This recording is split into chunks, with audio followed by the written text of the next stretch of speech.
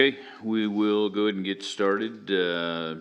Counsel follow-up. Does anybody have anything they want to follow up from the last meeting? Or Mr. City Manager? Mr. Mayor, I'd be happy to cover a couple items if I could. One of which would include the aquatic facilities that you see there. But the other one that I would propose being discussed as a part of this meeting, this element of the agenda, would be with regard to the July versus June step free concept, if you will. And if it's okay with you, sir, I'll start with that one and then work into the aquatics issue. Sounds good. Go ahead. Thank you, sir. Good evening, everybody, by the way. The point that's been made to myself that I think has some validity is with regard to those employees that would be included in that June piece have the exposure of essentially getting hit twice in the same time period for expected wage increases throughout that expanded time frame that would be included. So, for example, for those folks that would all of a sudden not get an expected raise in June of 2020, would also, within the same 12-month period of time, not get one for the new fiscal year in June of 21. And so those employees that get, that dynamic applied to them would effectively be double dipped, so to speak, for lack of a better way to describe it, in the same 12-month period of time where the rest of the employees would only be hit once. And so, I can see that point, and I can certainly understand that argument and appreciate why that would be frustrating.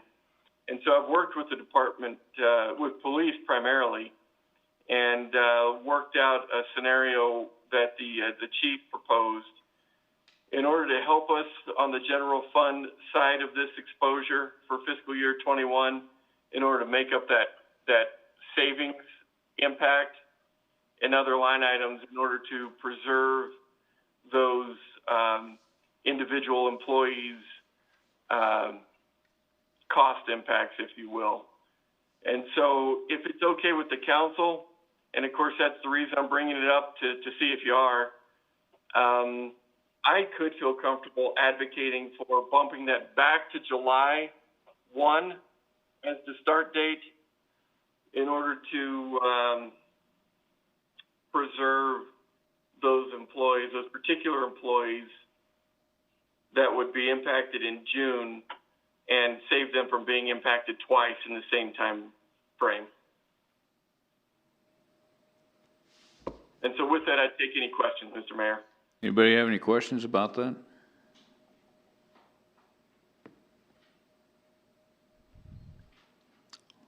Okay, it doesn't look like we have any questions. Everybody okay with that? Give me a thumbs up or a thumbs down. Yep, looks like we got a thumbs up across the board. All right, thank you, everybody. We'll get that change made and prepared, those impacts for the final budget document. Mr. Mayor, if I may, the next item is with respect to aquatics.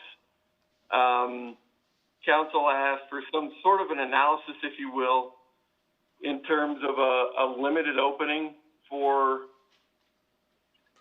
some of the pool facilities moving into the summer. As we discussed last week, that any level of opening is really contingent upon the ability as it relates to the orders and having that capacity to do so. We do not have orders that allow for recreational swimming at this point in time, but if you will reflect upon the memo that we sent you from Tim and Phil to myself, dated June 5th, there is somewhat of a breakdown with regard to what we could foresee in terms of what our exposure could be with regard to 3 facilities opening up, and those facilities include the Aquatic Center, the Mike Cedar pool, and Marion Kreiner with the associated splash pad. Now, the reason we included Marion Kreiner as a full opening there is mostly because we don't have a real good feel for what those isolated costs would be to open up the splash pad by itself, since we've only operated the splash pad for 1 season at this point in time. So we included the worst case scenario as if you would open the whole entire water area, if you will. As you can see here, if we were allowed full capacity, and if indeed it were for all of June, all of July, and all of August, our exposure for the Aquatic Center would be in the neighborhood of just over $50,000. Our exposure in the Mike Cedar pool would be just over $88,000. And our exposure at Marion Kreiner would be just over $39,000, almost 40. So the combined value of those numbers would be what it is that you would expect to see in terms of a financial burden that either the general fund or the 1% subsidy or a combination of both would have to endure. Now, as you have already picked up on, we are already into June, and the memo indicates that we do need some lead time on some of these facilities in order to get them operational and ready to take people. And so depending on when those orders comes out or a variance comes out, obviously impacts those bottom line exposure figures. The other thing to remember too is that, we may be hampered with each of these facilities, and you can see how that impacts the bottom line as well. If, for example, we were allowed 50% capacity at each of the respective facilities. And you can see how those numbers change there. So there's a lot of characteristics at play that we need to understand better to have obviously a more correct analysis. But what I can tell you is the later we go in the summer, the worse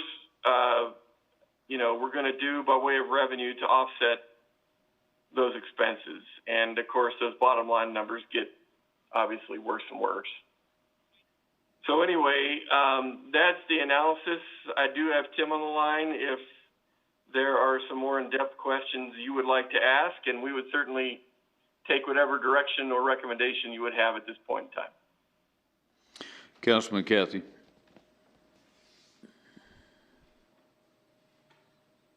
Yes, the one question that I would ask, and I'm trying to remember, what is our normal closing date for these pools? I want to say it's about mid-August, isn't it? Mr. Mayor, if I could. Mr. Manager. Mr. Cathy, Councilman Cathy, I think you're right, but Tim, would you want to answer more precisely there? Sure. You are correct, Councilman. It does start to wind down the middle of August in a normal year. We usually stair-step the facilities, winding them down. And Mike Cedar, for instance, is the one that we keep open the latest, and we usually close it down just before school would start. So there you're getting more towards that 3rd, 4th week of August is typically when we start getting everything is shut down by that point. Now, but we do start shutting down individual pools as early as the 1st and 2nd week of August. Well, as a follow-up, I guess that starts to become my concern is where do you feel there is some type of a break even? And I'm not trying to pick specifically on Marion Kreiner, but I guess to a point I am, is we are saying now we have lost all of June because of the 3 weeks to get it started per your statement.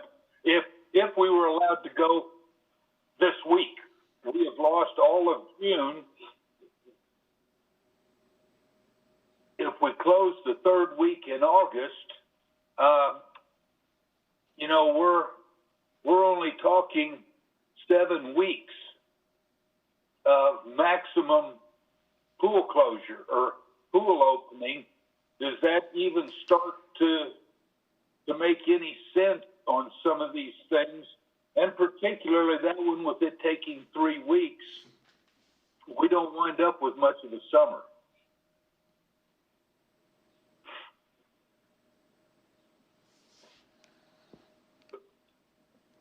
Mr. Mayor, Councilman, you know, Carter and I were visiting about this earlier today. Your point's well taken, which is the longer we delay, the worse the numbers get. And so, you know, pretty much at a bottom line, to your point, you're kind of hitting the nail on the head. I would point out, though, with regard to Marion Kreiner, for instance, the splash pad, we could have that up and running as early as next week. But the overall facility, you're correct, it would take an additional 2 weeks, and your timelines are, you know, dead on. I guess as a next follow-up is, this is assuming that they were all open throughout. I guess we're as council willing to say that, okay, if we don't get the order past X date, what are we or are we not going to open, so that the rest of the community starts getting a plan so they know kind of if they're ever going to open or not. I hate to keep using COVID as an excuse for not opening the pools, but yet we're looking at dollars as well, and there's got to be a cutoff date that if we haven't decided or got the go-ahead from the state health inspector, that we're just going to have to say, no, we're not going to open. And because, well, in essence, that was the point I was bringing up with Marion Kreiner, is, you know, we've lost all of this month, and, you know, if we're going to leave it open, all of them are shortening up quite rapidly. Granted, the aquatic center would open regardless, because that turns into a year-round event.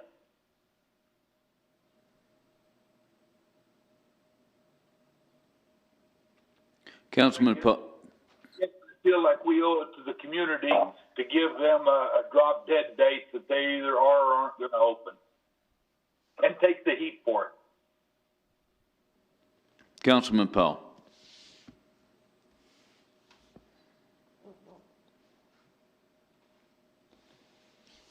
Councilman Powell, we can't hear you.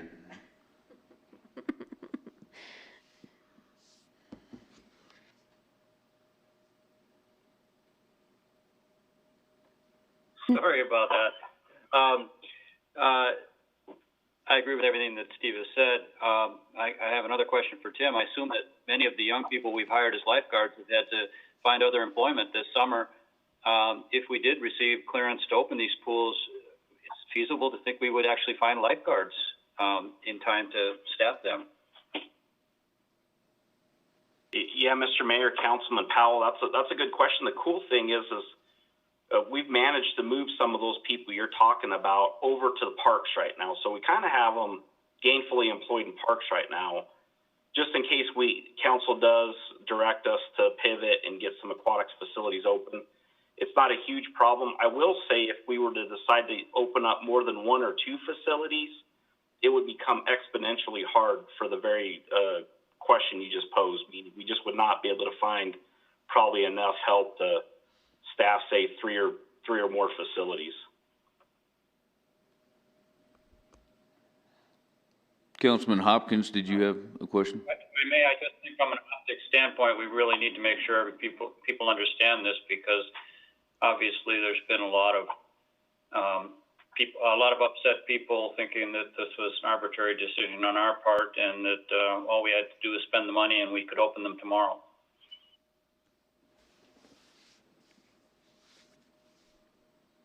Councilman Hopkins. Thank you, Mr. Mayor. Just one thing, when we're running on an electronic format, point of order, you get 2 bites at the apple according to our rules. And to carry on a discussion that goes back and forth, I'm not sure that's productive for the time we have and the ability we have to understand it. So I don't mean to be rude, but I think that's the name of the game. The only thing I was going to say, that I was under the impression that Marion Kreiner was free to the public last year. So I'm not sure we're talking a relevant discussion here. Thank you. Councilman Huber.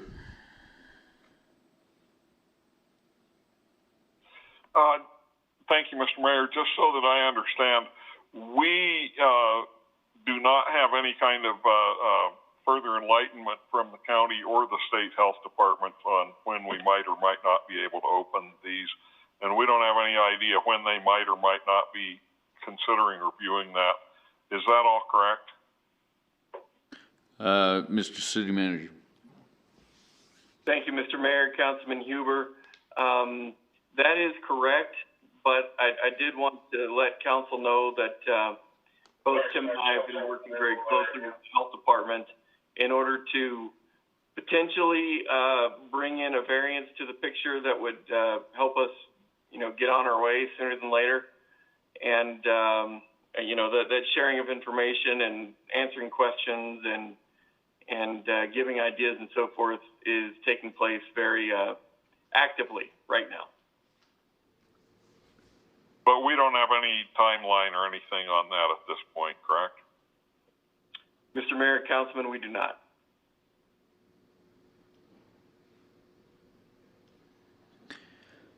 Mr. City Manager, I'd ask the question that we spoke about earlier. So we normally pay for these pools out of 1 cent and the general fund together. And if I remember you correctly, for all the pools in the city, you said it was roughly 500,000 per, typically 500,000 that comes out of 1 cent. And we're looking at, even at half capacity or full, we're looking at a little over $200,000. So could that full amount to open these 3 pools that we're talking about come from 1 cent money and not affect the general fund? Mr. Mayor, that to me would be ideal. That way the general fund would not have any exposure, if you will, to open these pools. And so even in the worst case scenario, if council's comfortable that all that burden would be borne by the 1% fund, I would be surprised that we would exceed the subsidy that 1% typically provides if we stick to a limited number of facilities. Councilman Bates. Thank you, Mayor. I have brought the question up earlier, and I'll bring it up again. If we did a survey to ask the citizens of Casper if they would be willing to tack on an extra 50 cents, $1.50 for just this year alone, and again, I'm going to reiterate that I'm not asking for it to be raised. I'm asking for us to do a survey to ask the citizens of Casper if they would be willing to pay a little more rate in order to help with the budget to open the pools up. Is that something we can do, or is it because it comes from 1 cent, we can't do that? Just wondering. Mr. Manager? Thank you, Mr. Mayor, Councilman Bates. We can absolutely open up the portal, if you will, online and petition the public as to their, desires one way or the other. I would tell you that you would probably get a very positive response with respect to taking on more fees to open the pools versus not. But what I would tell you, though, is that in a lot of ways, the public has already spoken to us in that regard, wherein they spoke very clearly that they were comfortable with 1 cent subsidizing the swimming program in our community, the public swimming program. And, I wouldn't have a hard time advocating to all of you that we would not exceed the subsidy amount that I believe we've gotten the blessing from the community on, again, if we kept the opening to a limited amount of facilities And so therefore, I don't know that we would need to raise fees, in my opinion. Councilman Bates. So for me, I recommend that we do open the pools that you suggested. As far as that goes, I do believe we should do a survey to ask if the citizens of Casper would be willing to, because if so, to help with the budget, to help open the pools, I think that is something that we should at least ask the citizens. They can say no, and we could still open them and do as Carter mentioned, but if we could get a little help from the citizens of Casper, because they have been cooped up, everybody's been cooped up long enough, that if that's something that they want, or maybe an additional pool, I think we should look into those options and not say no if they're willing to. But again, that's on the citizens of Casper. That's what they want, not us. Okay, Councilman Huber, and then I'll come back to Councilman Pacheco after that.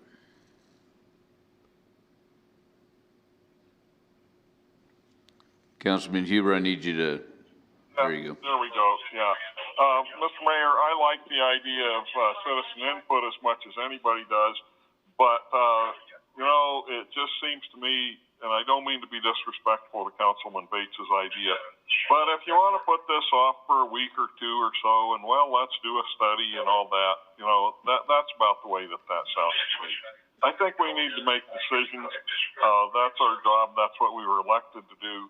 We weren't elected to sit here and sit on the fence and wait for studies and surveys and that kind of thing. What I would suggest, you know, we're stuck with whatever the health department orders dictate here. I would suggest that we go ahead and either give a thumbs up to allowing the manager to pursue this opening policy that Mr. Cortez has outlined here, or that we give a thumbs down to it. And of course, that's all contingent on what the health department says, because as we know, it's the health department that's in the driver's seat here, not the city council. And so that would be my suggestion, is we either give this proposal a thumbs up or a thumbs down now, and then move on with it. Councilman Pacheco. I don't want to belabor the point, but I want to make sure that, understanding Carter, you're saying that we have the 1 cent funding for us to be able to open it. We don't have to worry about raising rates or anything like that. Is that my understanding, Carter? Mr. Mayor, Councilman Pacheco, if we stick to a limited array of facilities, I do believe that our cost exposure would be limited to what 1% normally provides anyway, thereby insulating the general fund from additional cost burden that other facilities might bring on. Then I would suggest then kind of what Huber said is then, I mean, if we can begin to move that way in that direction, that we can do that based upon whether or not we're able to meet that window. I think we're going to have to come up with a window, whatever Mr. Cortez comes up with, to say this is our final date, because we still haven't even got the okay whether we can even open it for any order from the governor. So, I mean, it's a moot point until we hear. But if we want to open them, we can make that vote. But I think the biggest question is going to lie, will we have enough time to do that? And that all hinges upon when the orders from the governor will open up and let us do that. I don't know if that makes sense, Mayor. It does, and I'll have a follow-up question in a minute for Mr. Cortez. Councilman Powell, did you have something?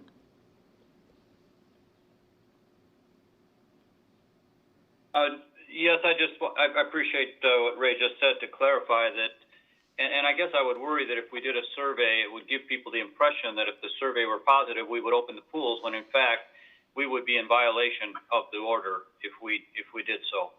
I guess my question is, if we wanted to take a chance on this, how much money would we lose if we started the opening process and the order wasn't cleared in time, and we ended up having to shut all that down and none of that work actually accomplished anything? Because if we started the opening process now in the belief that we would have the order lifted, then it might make sense. But the further we get into the summer, as Councilman Kathy has pointed out, the more problematic this becomes, and maybe we just kind of say it just wasn't meant to be this summer. So I think for me, if we can't start the opening process very soon, we probably shouldn't open at all. Mr. Cortez, that was my follow-up question, so maybe you can answer that now, but it's what kind of preparation can we do now to get them so we're not losing time just in case the orders do come up? And then if they, in fact, the orders don't come through and we end up not being able to open, what kind of money would we lose just off of the three pools that we are talking about here tonight, if you can answer that? Mr. Mayor, good question. I think it also dovetails nicely into Councilman Powell's. I think Councilman Powell, to address his a little bit, kind of like a drop dead date. You know, me and Carter were talking about that.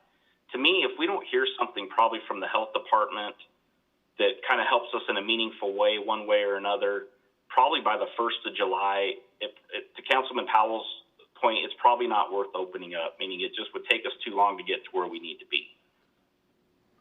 So, Mr. Mayor, I don't know if that necessarily answers your question, but we do, between that and the fact that we have a lot of aquatics people already working in parks, you know, it's just simply a transfer of getting those people over there.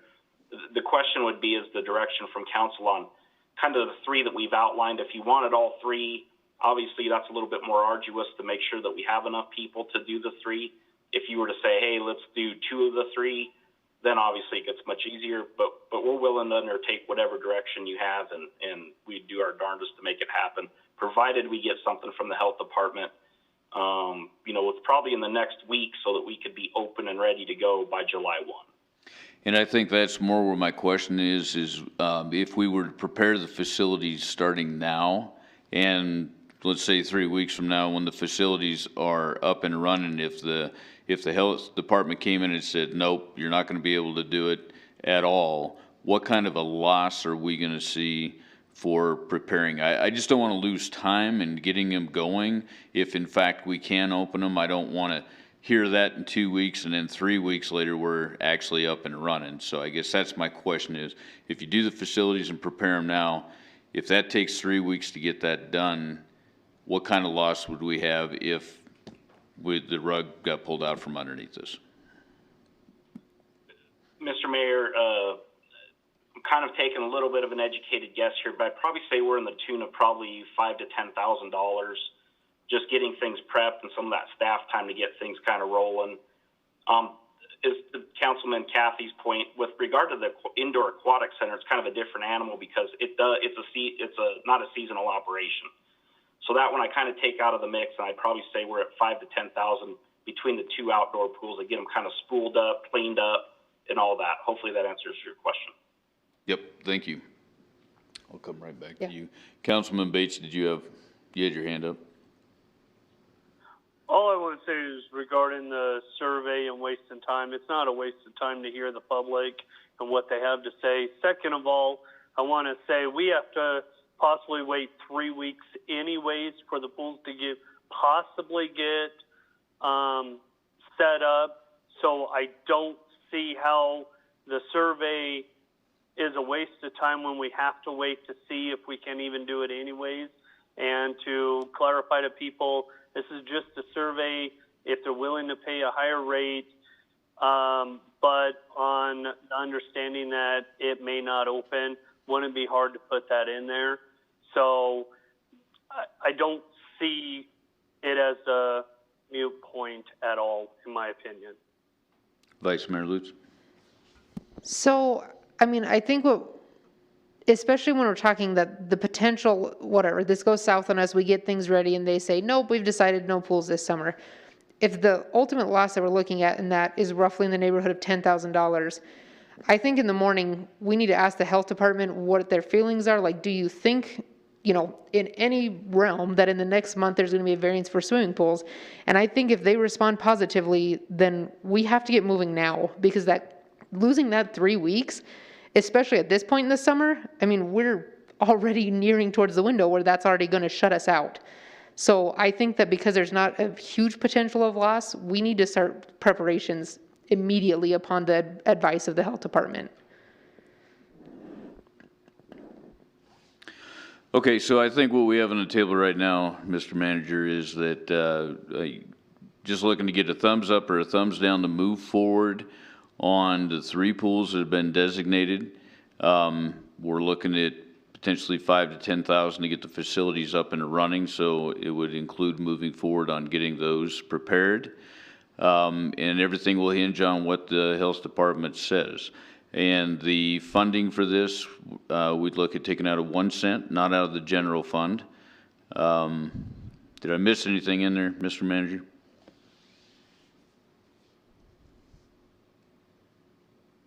I don't think so, sir. Okay, so that's what's on the table now is what I just explained. Moving forward, 1 cent paying for it, and get the facilities up and running now, or get them prepared so that we're not losing any more time, and all hinged on the health department. So if you guys can give me a thumbs up or a thumbs down.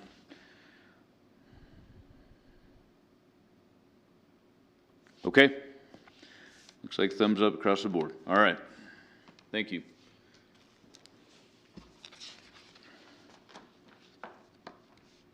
Mr. City Manager, I guess is one final note on that. If maybe we can have another discussion tomorrow morning with the health department to see what their thoughts are as far as moving forward with the variance, or what their thoughts are on how it's looking for us to be able to get these open.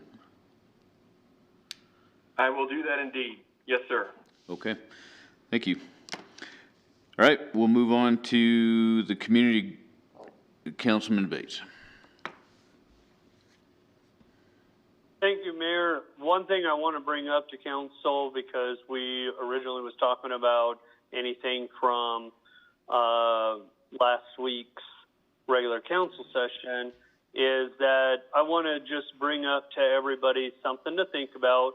Next week, we're going to be voting on the final thing regarding George development.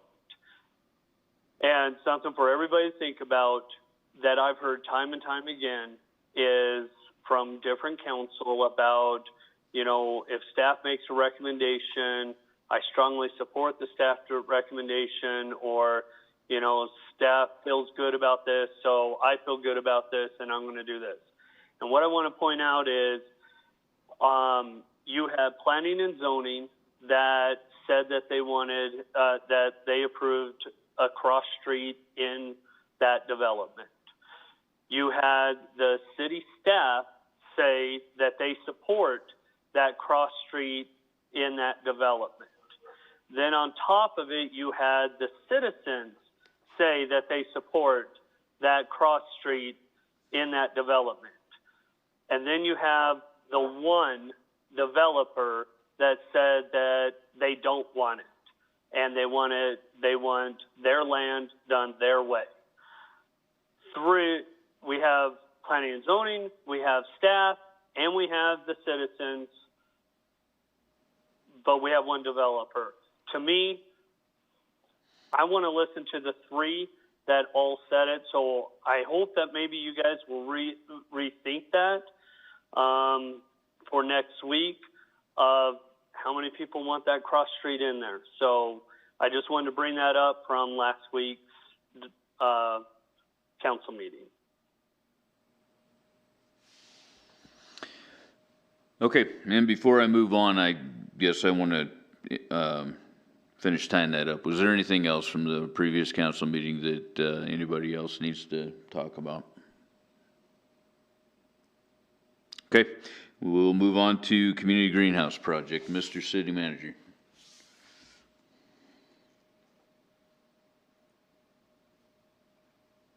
Caught myself there.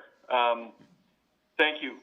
The Community Greenhouse Project is a project wherein a group of citizens would like to utilize some donated property in order to build a greenhouse for a community garden that would produce a community accessible produce and those kinds of things. This council has heard iterations of this idea before. Council did lend its support through 1 cent funds a couple cycles ago, and the presenters will discuss that in some detail. In the last 1 cent cycle presentation process, if you will, council heard an iteration of the project at that point in time and decided not to support the project with some funding and other support. Tonight, the opportunity for the community greenhouse has taken an additional lift, if you will, with regard to, as I mentioned, some private donations and partnerships that precipitated potentially another opportunity for council to determine whether or not they would like to participate. In this circumstance, the council will hear the request along the lines of participating from an in-kind standpoint, both in the form of providing for the TAP fees, plan investment fees, as well as the internal help to actually lay some infrastructure into the subject property.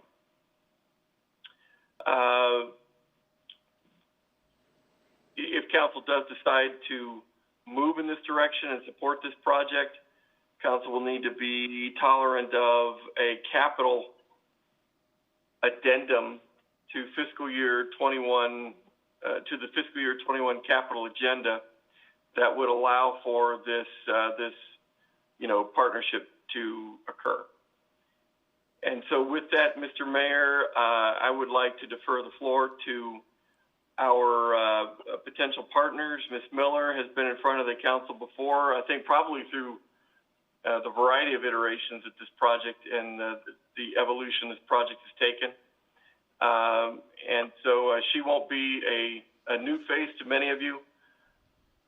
Nonetheless, much of this data might be. And so if I could defer the floor, I'd be pleased to do so. Okay, Ms. Miller. Well, thank you. Thank you and good afternoon. I am obviously Leanne Miller, and I'm the Executive Director of the Casper Community Greenhouse Project. And I am with Leah Hayes, who is one of our board members, and she will actually become our operational manager when the project comes to full fruition. And I want to thank you, first of all, for allowing us this time to present our project. So I'm here today to ask for your partnership in this. We have begun to build, develop, and operate a local destination designed to promote urban and rural agriculture and the health and well-being of the community. We will accomplish this by producing fresh, healthy, sustainable food centered around education and community involvement. And as you can see, this plan is actually in your planning department now. We have applied for a site plan, and it is in your department as we speak. We're working on this project because it's always been our mission to provide mentorship and hands-on learning experiences that connect people of all ages and economic status with land, food, water, and the tools to help sustain a healthy lifestyle. A survey that had been done of 1,000 children under the age of 8 found that 41% didn't know eggs come from chickens, or milk comes from cows, or that vegetables are grown in fields and gardens. And our solution to this problem was to bring our hands-on learning to the elementary schools with the highest free and reduced lunch program. These were projects that were partnered with us in the past from the city. We were able to build greenhouses at both of these elementary schools and manage them and run them and bring in the curriculum at both mills, both Journey and Evansville, with 1 cent funding that we had gotten in the past. So we really appreciate that partnership. This whole thing creates the perfect opportunity for us to transition into the whole community With our new project, given the lessons learned recently from breakdowns in our food system, our timing is perfect and crucial. We have seen that 75% of all healthcare costs are spent on preventable diseases, things like diabetes, stroke, heart disease, respiratory insufficiencies, and et cetera. And all of that can be arrested or even eradicated with healthy eating. So if we can communicate that to our community, that eating good food and local food is much more nutritious, then food can be our medicine. So our goal is to improve the food access and availability, promote fresh, local, sustainable food, and provide the education and the tools to make better food choices. So just a little history on the things that we have done in the past, and you all have that slide. We've worked with Mills and Journey, and we built outdoor learning centers. We started a garden club and did a Mother's Day plant sale and teaching financial literacy, where we did cooking classes, and we have cooking clubs with both of our schools. So each one of these just shows the kids engaging in a lot of the programs that we currently have running. Well, we want to expand on that and move this into our big project. We were very, very lucky in a major partnership with the Wyoming Medical Center, and we were approached by two doctors from the medical center who after realizing that the Wyoming Medical Center wasn't going to need the 5.5 acres east of town, they came to us and said, would you like to put a program together, and what can you do? So we put together with, and Matt from Tallgrass, who is another partner who has very generously put together lots of these plans and donated a lot of his time, put together an awesome architectural drawing and rendering of what we're going to do with this 5.5 acres. And so when you see it, we're going to build and operate a local agricultural destination designed to promote the health and well-being of the community, to provide a blending of nutrition and agricultural education, create food access and availability, and encourage the community and urban agriculture. This project is going to include, when it comes all full circle, it will have 6 full 4-season greenhouses. It will have an event venue, market plaza area. It will have raised beds, tilled beds. The big green space in the south end of that will be a traditional tilled row and furrow cornfield. We're going to bring back heritage apples and have apple orchards. Everything on this property will be an edible landscape, and that's what our hope is to do. It'll be a place of wellness and respite, growing and learning, and the community venue for festivals and events in an urban environment. So our real hope is that by growing and teaching, we will, first of all, sustain with the produce and products that we grow, as well we'll teach people how to do it themselves, and we won't experience the break in the food chain like we've had in the past. So what we're really asking for from the city to partner with us on getting the water infrastructure to the property or into the property. So our first ask, of course, is the investment fee. And these are estimated numbers by both Worthington Lenhart and or WLC and Matt with Tallgrass. And I know he was on the meeting earlier, but I think he had to go to another meeting. But these are estimated costs that we thought would be incurred by the city.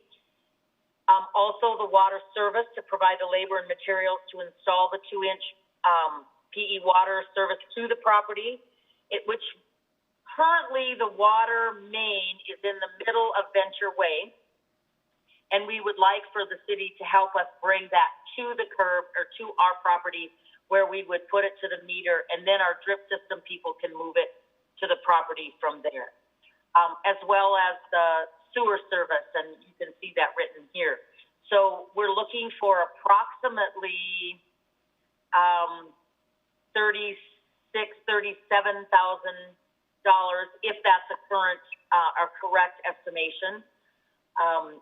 That you would become a partner, and obviously as a partner, you'll be included in everything we do on the property, and we're hoping that that you would be able to grant or partner with us on this water infrastructure. It's important for you to know that without the partnerships we've had from the city in the past, we would not be able to have accomplished the work that we've already done with Evansville and Journey, and actually we built a garden for Iris Clubhouse. We've also built a garden at Mimi's house as well, and we're furnishing them with plants and education as well. And we really appreciate that we were able to do all of that with the partnerships we've had with the city in the past. So we hope that you will see the continued benefit and that you will grow Casper with us. That's the name of the farm, by the way, Grow Casper. And with that, any questions? Leanne, I'm going to ask one question, or I guess just clarify this. So this is Venture Way and Second Street, correct? So it's next to Driven Motorsports? And you are correct. Okay, and it's roughly 5 acres, correct? It is actually 5.83 acres, the land is, and it has all been surveyed and marked at this point. But yes, it is on the corner of 2nd Street and Venture Way. Rocky Mountain Ecology is on the other side. Driven is on the west side. Okay. Any questions from council? Councilman Hopkins. Thank you, Mr. Mayor. Actually, just a minor point. Is this deeded to you folks? We have a little problem putting in a water line to somebody if it's going to belong to somebody else and you don't have a deed to the land. That is a good point. It is not deeded to us. We do have a contracted lease with a medical center for, it was originally a 5-year lease with an automatic renewal for the next 5 years. So we have it, going forward. Their plan, they have already seen all of our plans and et cetera. And so they have no plans for this property in the near future and have given us in our contract, it gives us full rights to do all of the landscaping and that we will own all of that stuff, the edible landscape. I'm not clear. You will eventually have the deed? I don't know that we will ever. No, I can't answer that question. I don't know that they will ever just deed it to us, but not that we wouldn't ask for it down the road once they see our project. But at this point, it's on a lease. They've donated the land for us to build this urban farm, as you saw our plan at this point. Okay, thank you. Councilman Powell.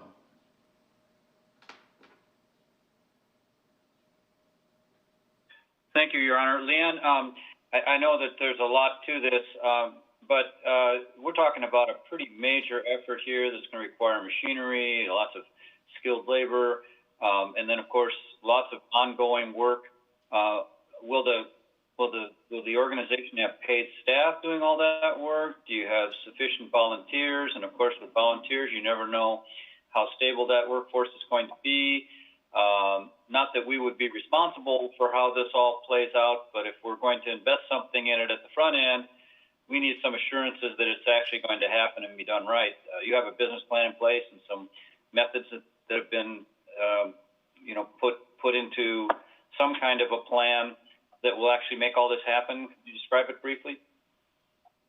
Yes, thank you, Mayor and Councilman Powell. Yes, we do have a business plan in place.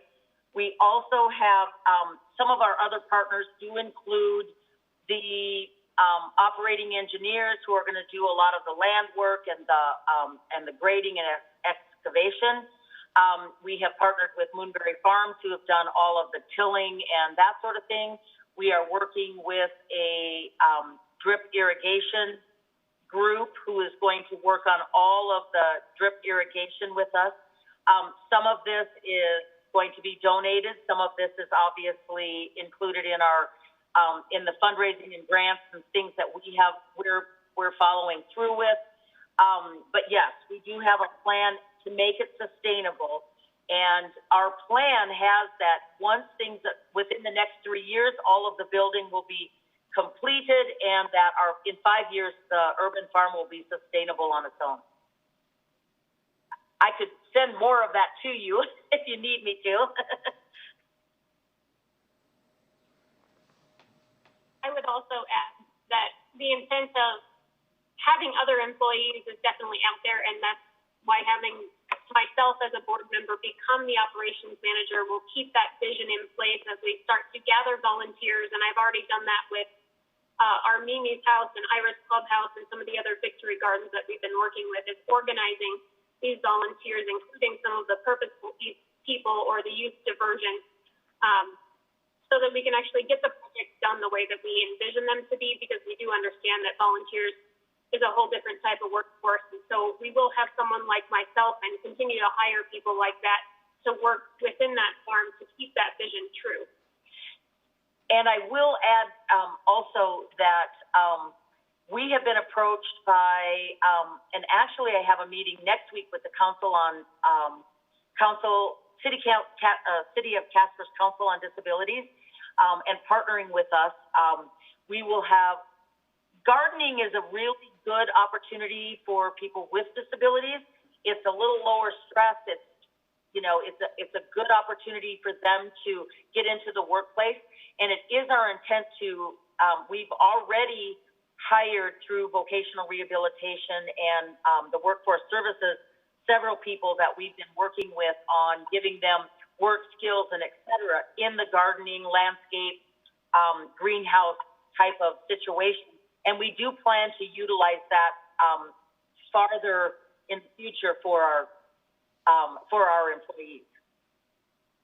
If you know anything about Vertical Harvest in Jackson, they're an L3C company with a social mission to employ people with special needs, and they have been very successful. And we did model a bit with that in mind. So that is kind of how we'll handle some of that employee workforce as well.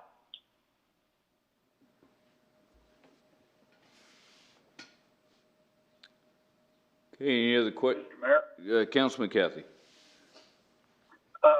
Yes, you're talking about leasing that land from the medical center. Whose name is actually on the deed for that property? Because if I recall correctly, the medical center is actually on lease from the county.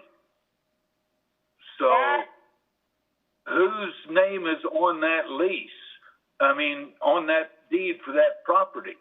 Because I guess my concern is, depending on Medicare and all of the other funding issues and things, you're asking us to put in infrastructure into that property, which as soon as we lay that in there, that property value just went up again. And that Second Street property could become quite valuable in the next 5 years. And is it possible then for the medical center or the county to come in and say, we need the money more than you need the garden? And then all we have done is basically spent money for nothing and increased property value for somebody else. That is a very good question. Thank you, Councilman Cathy. So technically, I believe if you look at the tax vision, Natrona County and Wyoming Medical Center are on there. We have discussed this with the medical center, and the long-term plan is that what they're hoping, if they would ever build on that property, but I see your point about selling it and needing the money. I don't know that they would be able to do that because there was a gift in that whole thing with that business park at the same time, and it was supposed to be dedicated to wellness. So with that being said, their plans in the future, if they ever build on it, now that they have the urgent care in Mountain View, would be to build a wellness center when the gardens, the greenhouses, and all of those sorts of things would fit right into that future plan. Now, I have to be honest and say that, you know, life takes turns that we often unexpect. And so, you know, can I say with all doubt that that would never happen? No. But I think that I have a lot of faith that once they see the awesome project that it is, that it would be much more difficult to take all those things away. Especially since the community has access to it from the get-go.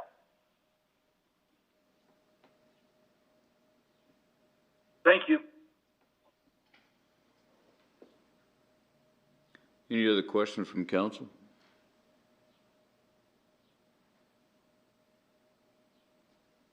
Councilman Powell.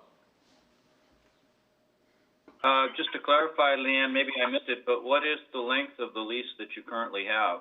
And I guess I'm missing, has the work already started on this plot? Thank you, Mayor Friedel and Councilman Howell. Yes, work has started.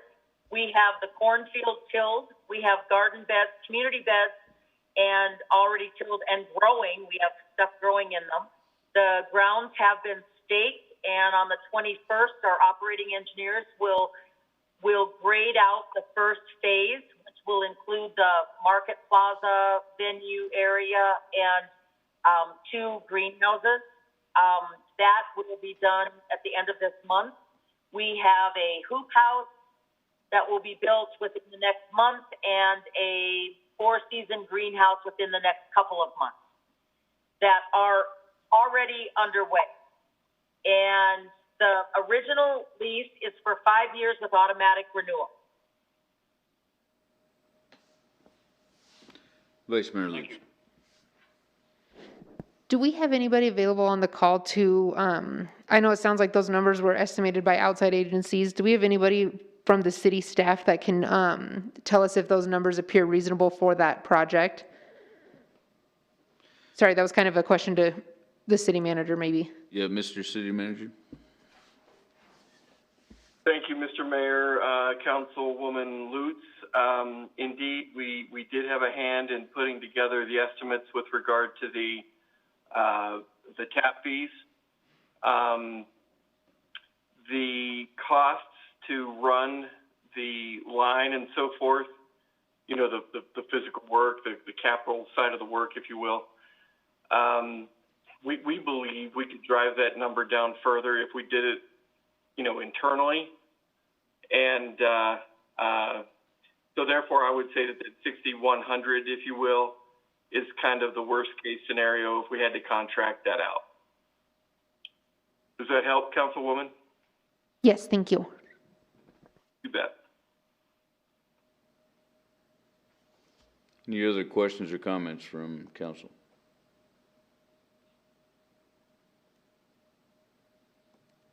Councilman Powell. If we're at discussion phase, Mr. Mayor, you know, people have become more familiar with the term food insecurity. We get a lot of our vegetables from Mexico, and a lot of the sources of food that we have are much more precarious, many of us realize. And so I think any option that we have to have more local sourcing of our food is not just a health benefit, but it really increases the security of our food supply, which I think we've learned can be jeopardized very quickly. So I think, to me, in my opinion, I know we're under a lot of pressure from a budgetary standpoint, but if this small investment makes it possible for this project to move forward, I think I have to vote yes. Councilman Pacheco? Yeah, I know our budget's tight, and I'd like to figure out a way if there's some way that we could support this. I agree with Charlie on that.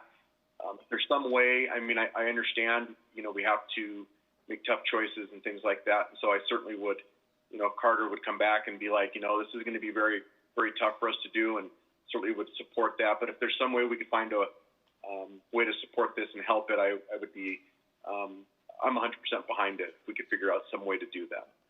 So I think it's a great idea. Councilman Hopkins, did you have your hand up?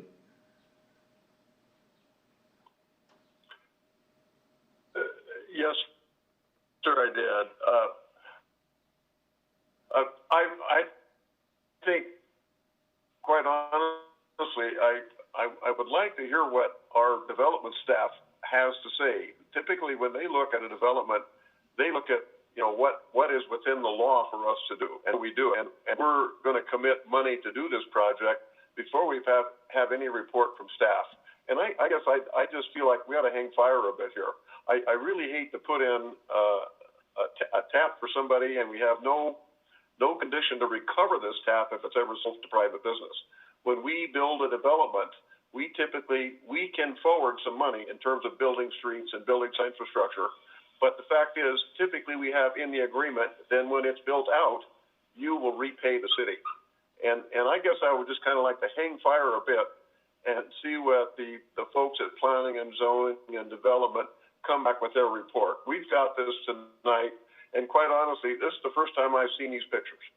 So I don't know if there was a handout that I missed, but I guess I'd like to see what community development comes up with. Thank you. Vice Mayor Lutz?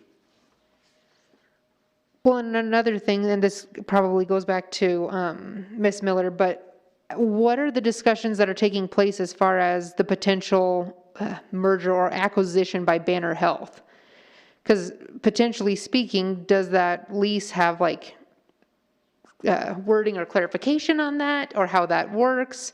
I mean, I guess that would just probably raise some more questions as far as future plans, because just because Wyoming Medical Center is saying something today, potentially the individuals saying those things might not have that power once Banner Health is in that position. Yes, thank you, Councilman Lutz. We did bring that up to the medical center before our contracts were signed, and we're actually,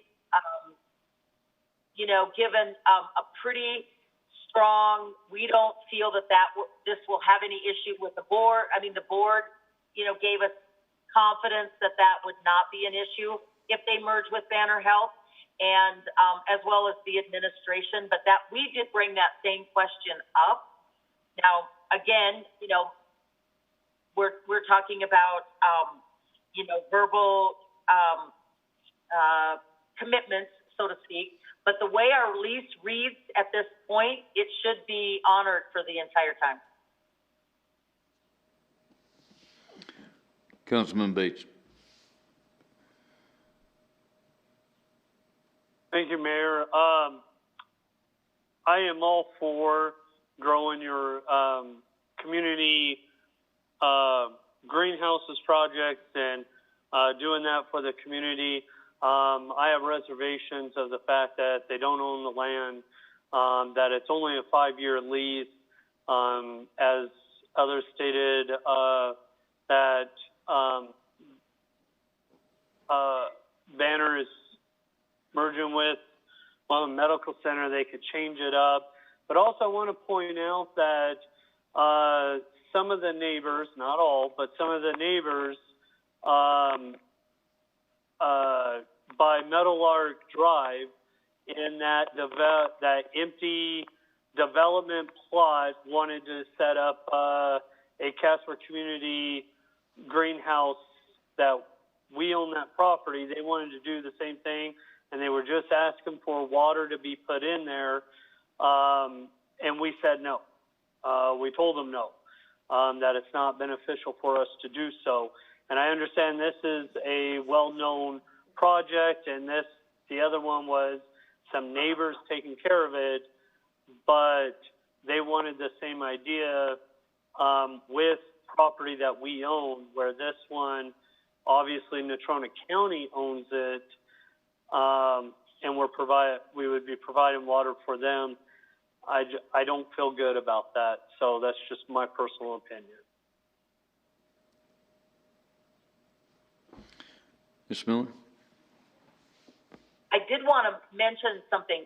We actually, our project, the Casper Community Greenhouse Project, actually did work with Liz Becker for quite some time on the Meadowlark property. There were some other issues that came into play, which is why that did not work out for us to build in that area at the time. And I am familiar that some private citizens did ask to build a community garden out there as well. I don't know what happened specifically with that, but I'm familiar with what you're talking about, because we actually looked at that land in the very beginning and couldn't quite make the whole thing work for us. Well, then when we got this land basically donated to us, which goes right along with the medical centers, with their wellness program that they're trying to build, it became another opportunity. And I certainly understand your concerns with the county. We are going to visit with the county as well. It just so happened that we started with you because the tap fees and the site plans and those things have all gone to fruition. And for us to water, and I should let you know that we have currently put totes of water out there. So the grounds that we have currently dug up, we do have some watering situations built for those at this time. It will just be much better since it's a garden. It will need the full drip system and the irrigation. But I appreciate your concerns. Thank you. Councilman Huber. Thank you, Mr. Mayor. Ms. Miller, as I understand this, you're asking for about $36,000 for what is pretty much at this point contractually guaranteed to be a 5-year project. After 5 years, your contracts could potentially evaporate, if I understand things correctly. But you're asking for $36,000 to proceed with this for at least 5 years. Is that what you're asking? That is correct. Now, at the end of that 5 years, let's say the medical center decides to build their own building there. The opportunity for us to do what Councilman Kathy said about repaying or whatever, those things might totally come to fruition. But you are correct. We're asking for $36,000 to put the tap in so that we can create the garden for it. The term of our lease, which could be 5 years, which could be 10 years, which could be more. But at least you've got 5 years. Mr. Mayor, if I might just make one further comment. I appreciate what Councilman Bates was bringing up, that we did turn down that neighborhood garden project out there on the west side of town. I don't think this is even remotely comparable to what that project was. Not to belittle a group of neighbors that want to get together and do something. This is a much more organized proposition than what we saw with those folks out there. They didn't have any drawings. They didn't have anything really ready to go. I'd be in favor of going forward with this if we can figure out a way to do it budget-wise.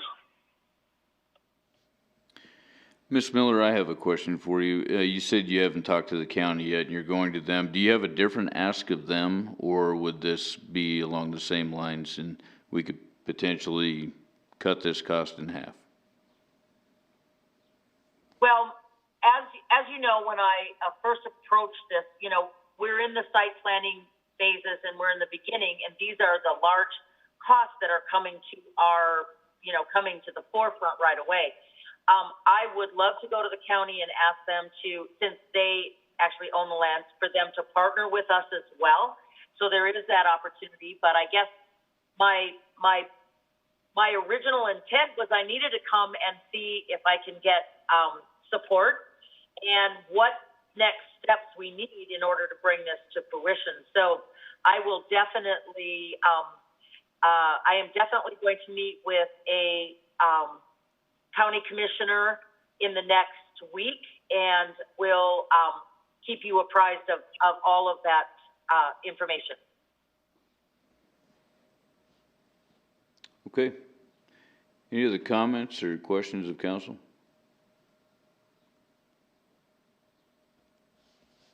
All right, Mr. Manager, so direction that you need this evening would be whether we're in favor of this proposal?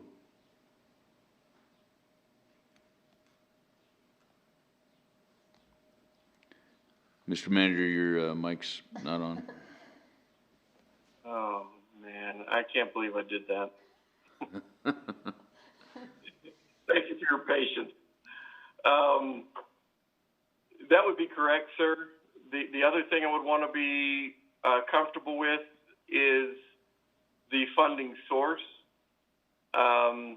You know, and of course, my comfort is contingent upon your comfort with that idea. I would hope that we could take this out of 1 cent funds that are on hand, and I would suggest that as our first option. If indeed we do not have those funds on hand, which I think we do, I would like to have the privilege of being able to come back to you and talk to you further so that we can prepare the budget appropriately, which would be pre-meeting of next week at the latest. Okay, so I guess we're looking at if we're in favor of this proposal, and then that all depending on where the funds can come from. So I guess give me a thumbs up or a thumbs down.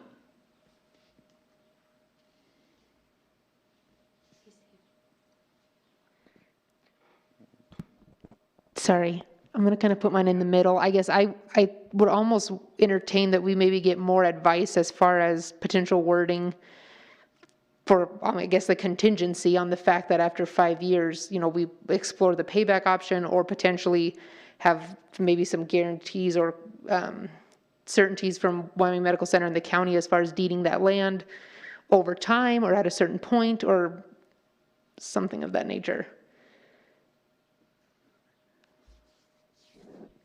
So you're wanting to have a guarantee 5 years from now, whether we get paid back or that it continues on. Is that correct? Well, sorry, and so I think it was, I'm going to forget, we've all talked so much at this point, but somebody had made the comment of, you know, if the land were to be sold, then that kicks in.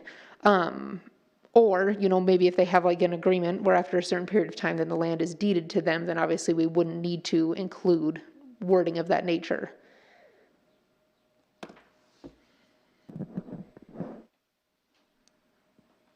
Mr. Attorney, can you advise on that? I mean, Mayor, Council, at this point, I would think it would just be part of your agreement with the group who's applying, that you would want to make a determination as to the agreement that we would be entering into, or that the city would be entering into with the greenhouse folks. And you can make your own terms in that regard, and whether it be some type of a payback over a period of time, and what the services are they're going to be providing, and what you're providing. All of those things probably would have to be in our agreement with them. okay. Councilman Hopkins. Thank you, Mr. Mayor. I wonder if we could get the show and tell off the screen and get back to everybody so we can see what they're talking about. Thank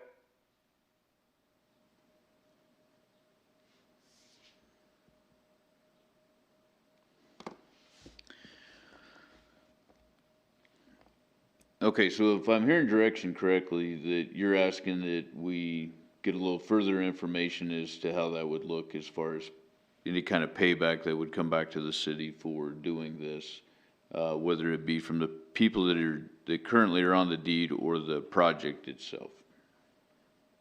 And so I know Carter had mentioned the pre-meeting next week. Maybe we could have, follow-up information as far as if 1 cent funds are available, because it sounded like we might need a little bit of time on that, and then also potentially some agreement wording that we could all agree upon as a group.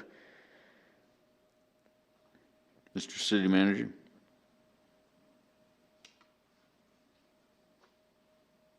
Mr. Mayor, Madam Vice Mayor, I may not understand the request for information totally, but it sounds like at the very least we need to come back to you with some funding ideas and potentially certification that the 1 cent funds exist. And with regard to lease language, not lease language, but contract language perhaps that we could run by all of you. Is that correct? Yes, sorry, I think I made it more complicated than it was. No, that's okay. That's okay. If that captures the understanding, we absolutely can do that. You betcha. Okay. Ms. Miller, did you have something else? Well, and I was going to say, I will certainly, I've made some notes about some of the concerns, and I will certainly work with both the medical center, contract department, and et cetera on those questions that you have, and we will clarify that as well. And I'll make sure that Mr. Napier has that information.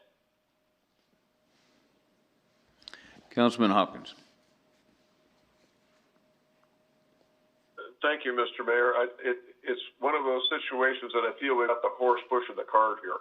We have not had a report from our folks in development and planning and zoning, and they're reviewing this right now, and yet they're out moving dirt. And I guess I would just like to hang fire just a bit and see what they can tell us, because there may be some issues that we haven't had a great deal of time to discuss tonight. So I'm in concurrence with Councilman Lutz, but I would also like to have, I would like P&Z folks and the development folks to weigh in on it too. Thank you. Ms. Hayes, go ahead. Thank you for letting me speak just for a moment. I totally understand what you mean by putting the horse before the cart, Councilman Hopkins, and I empathize, we empathize with you as far as what we just heard you talking about for your aquatics. Yes, we do need to have a little bit more, but that's why we're coming to you, and that's why we put in a cistern to be able to start some of this growing, to show progress on this project while we go through this with both you, the medical center, and the county. And so we really appreciate you taking the time to look this over, even though it does seem a little bit before what we need to do. But water is the number one most important thing that we need, aside from community involvement and the plants in which to grow.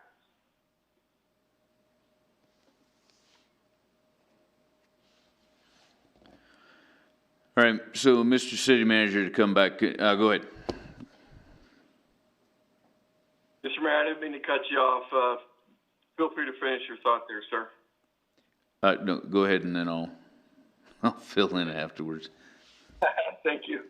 The other thing, too, that I would want to be sure council's comfortable with is the idea of staff doing the line installation versus contracting that out with a contractor. I didn't want to just assume that would be the case. If we move forward, of course. All right, so Councilman Huber. Mr. Mayor, we had a kind of a thumbs up, thumbs down on this earlier. I wasn't able to see, and I don't think anybody else really was, maybe, who all, what the outcome of that was. Also, I would just comment that it seems to me that a great many of these concerns that are, and little details that are being brought up right now can certainly be addressed before we have a formal vote in a council meeting on this. And ultimately, that's when the final decision's made anyway. So I think we could accomplish all this by then.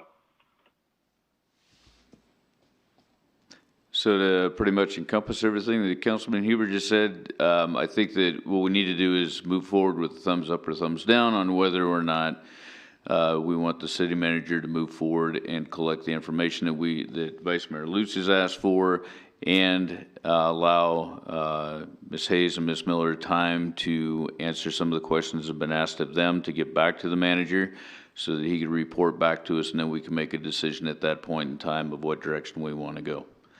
So, and I'll tell you before we go to a thumbs up or thumbs down on that, personally, I support this. I think it's a great project. And I guess if we look over a 5-year period of time, I get it. We're talking about putting something in that somebody's going to profit from 5 years from now. But what kind of a profit is the community going to get in the next 5 years themselves out of this greenhouse? And to me, when you look at the bottom dollar figure on it, that's important. So with that being said, if anybody doesn't, if there's nothing else to be said, if we could just get a thumbs up or a thumbs down on city manager moving forward and Ms. Miller and Hayes getting him the information we need so that we could be updated before our next meeting.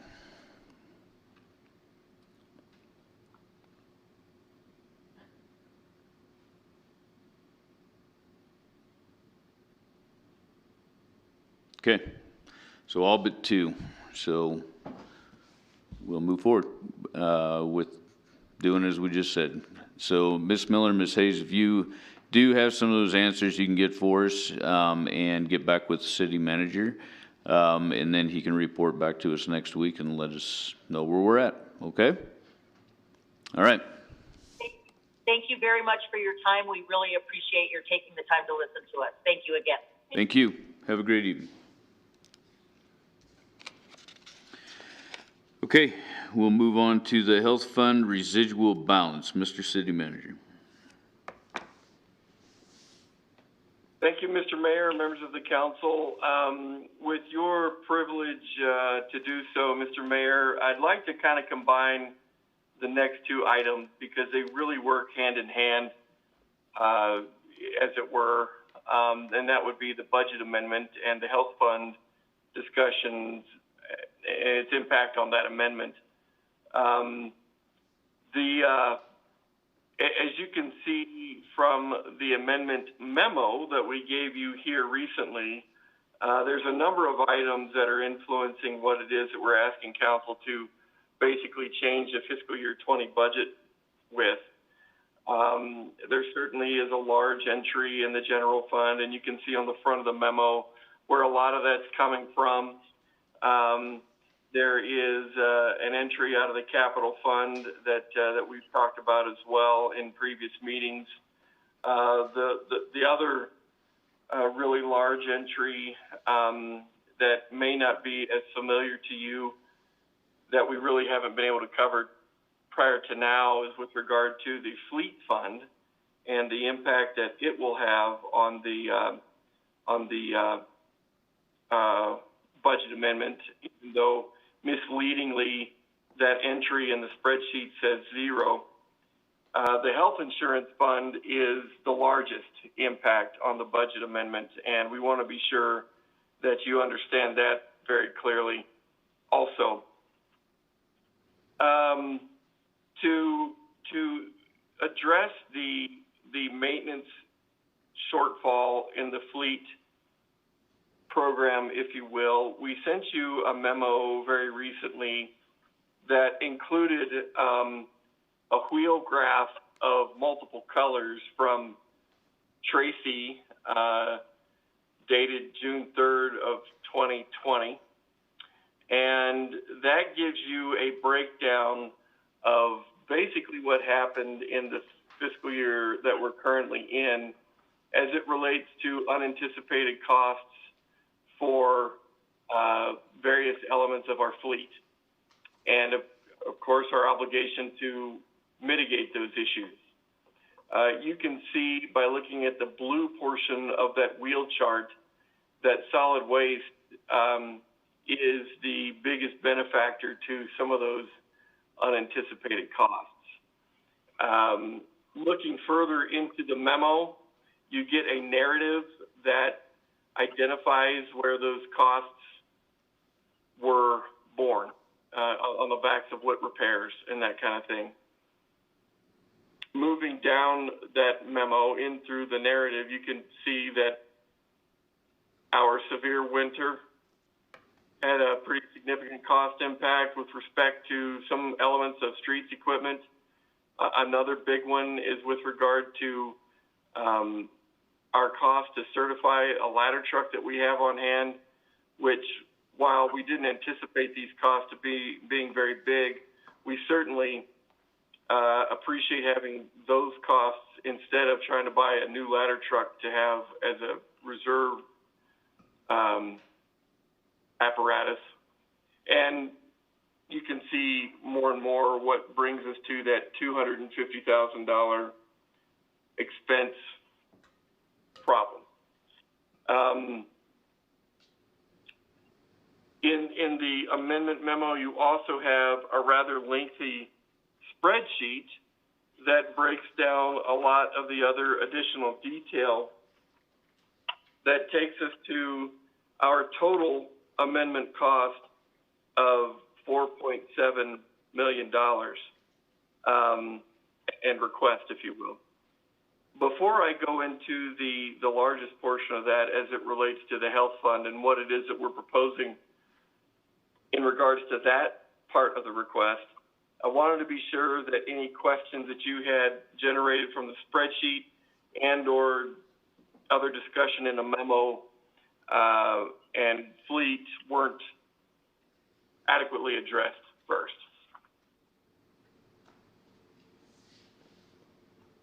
Any questions from council? Okay. Okay, thank you, Mr. Mayor. Turning our attention to the health fund, you also received an updated version of the health fund spreadsheet that came to you today, wherein a couple of options are discussed as it relates to the fund that has traditionally been the cost center, for lack of a better way to describe it, primarily for our self-funded status of providing medical benefits to our employees, but also for providing costs for our EFAP, our wellness programs, and some of the other smaller programs that relate to the broader category of employee health. Over the last couple years, we have what it amounts to is overcharged some of our funds with respect to the cost support of our medical benefit. This certainly was in anticipation of the possibility of continuing into our future under a self-funded status compared to moving into our future of medical care with a partnership with the state. As you were all aware, we certainly did move in the direction of a partnership with the state and now have a state, now are participants in the state plan, and accordingly probably have a larger balance than necessary in the health fund. And so what council could authorize us to do, if you look at option one, is reimburse the variety of funds to the tune of about 75% to each fund on a proportionate basis, and kind of restore some of that fiscal health back to those funds. As an example, I would suggest that the capital fund in that scenario would enjoy a windfall from the health fund in a reimbursement status of about $1.1 million, which allows for that capital program to be sustained, in a greater capacity than we would have otherwise expected. In another example, the sewer fund would be reimbursed to the tune of about $44,000, and those dollars would be used for other capital needs that fund would have in the form of sewer line replacements and so on. And as you can imagine, $44,000 doesn't go all that far in that scenario. So that in that option, $1.6 million would be left over to deal with some of the ancillary costs that occur over time in the form of running out some of our expenses that we are experiencing as the self-funding status comes to a close and some of those claims are being exhausted and closed up. That balance would remain over time as a means of not only dealing with those ongoing expenses, but also as sort of a rainy day fund if indeed we need to get back into our self-funded status of providing medical benefits to our employees. That's option one. Option two, with regard to this balance, and just to be clear, the balance that we're talking about is actually $4.4 million in the health fund.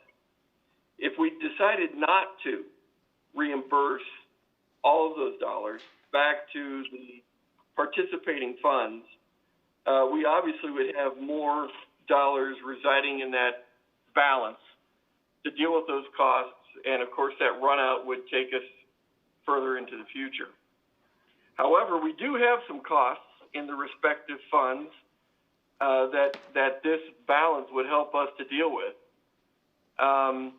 In option two, we envision some of those costs and try to accommodate those needs by reimbursing those funds accordingly and leaving the balance of the dollars in the health fund so that it can deal with some ongoing costs that we will have to otherwise budget for moving into the future. If you look at option two and follow with me down towards the bottom of that column, you will see that we indeed will have, from now on, as members of the state's health plan, an obligation to provide for costs associated with the retiree aspects of those who participate in the plan and what it is that the plan requires for that element of its design. We anticipate that cost as being in the neighborhood of $300,000 annually. And so the benefit that option two provides, as the data would indicate in this column, is that indeed we believe that the run-out balance of about $1.6 million could be sustained over time. But we also feel that without reimbursing the participating funds to the degree that we discussed earlier, we would have an additional $1.5 million to deal with those ongoing costs that would otherwise need to be borne through the operations of the general fund. Now, for us in these times of expediency, having that $1.5 million to deal with that $300,000 annual cost every year that we're in the state plan is very attractive. And as a matter of fact, we believe that that $1.5 million will carry us through those expense obligations for the next 5 years. And oh, by the way, that 5 years is the window that we're obligated to participate in the state plan. So my recommendation would be that we take those dollars, we deal with some of those immediate costs that will help us to balance out fiscal year 20, of which that 315 in property and liability would take care of those imbalances in the fleet fund that we just discussed very briefly, and still allow us to have that $1.5 million to care for our retirees into the future without burdening the general fund and the other funds through their operations in that same period of time. This is a discussion that council anticipated because we knew that we would have a balance of dollars in the health fund given our changing status with the partnership into the state's plan. What you weren't aware of is the ways in which we could deal with those dollars. And I would suggest to you that the proposal that we have in the form of option two helps us deal with a lot of obligations that we otherwise don't have an answer for. moving into the future, if council is comfortable with that idea.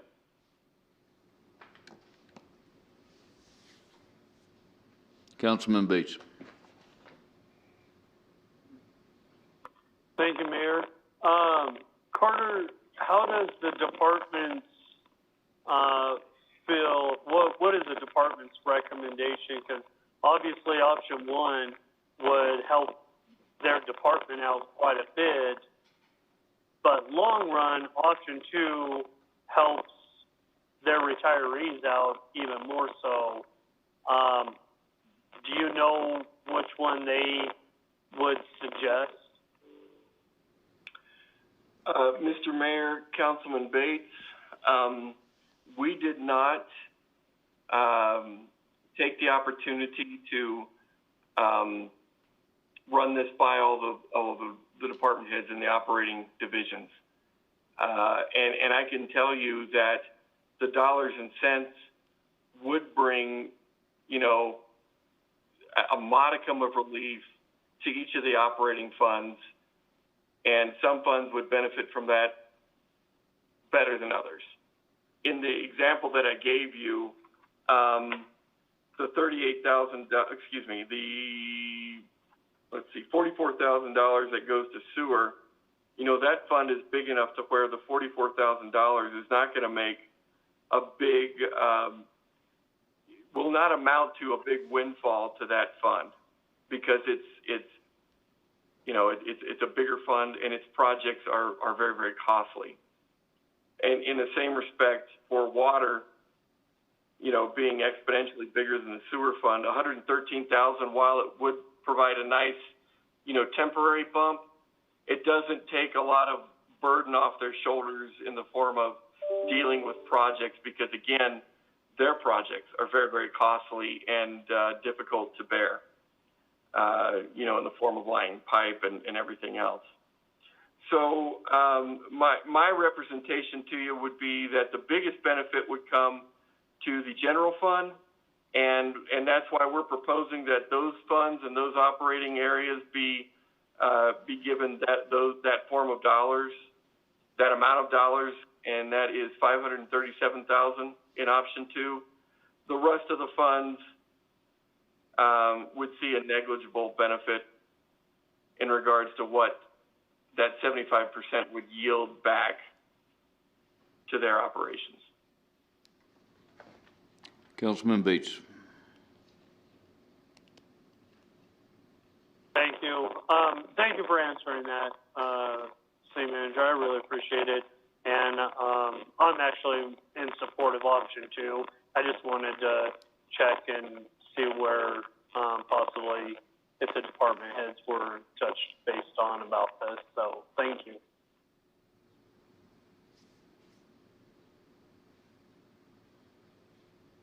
Vice Mayor Lutz.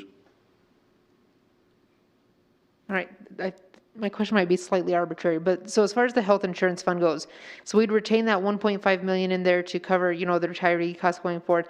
We don't have any pending liabilities from when we were self-insured, correct? Or do we still have some potential outstanding, like claims that are yet to be resolved type of situation? Mr. Mayor, Madam Vice Mayor, we do have some claims that are, kind of slowly being reconciled from our self-funded days. And so the need to keep a balance in that fund is very appropriate, and so on. I certainly couldn't tell you that 1.5 or 1.6 million is necessary to deal with the balance of those claims. In fact, I think it'll be quite a bit less. But I would say that having some dollars in the till, if you will, would be beneficial if, in fact, after 5 years, we need to get back into a self-funded status. Does that help, Madam Vice Mayor? Yes, thank you. You bet. Councilman Hopkins. Thank you, Mr. Mayor. I tend to I tend to agree with City Manager and Councilman Lutz. I think this is a good course that City Manager has set here. I also believe, being an optimist, that the state will more than invite us back in 5 years into the state retirement plan. Well, I know we have a drop dead date 5 years out. I think our experience will show that they would really like to have us in their insurance pool. That's the whole reason for insurance, is to have a larger pool. So I think what the city manager has laid out here is probably a darn good idea. Thank you. Any other questions or comments from council? Okay, Mr. Manager, you need direction then on, you want these separately on the budget and then the health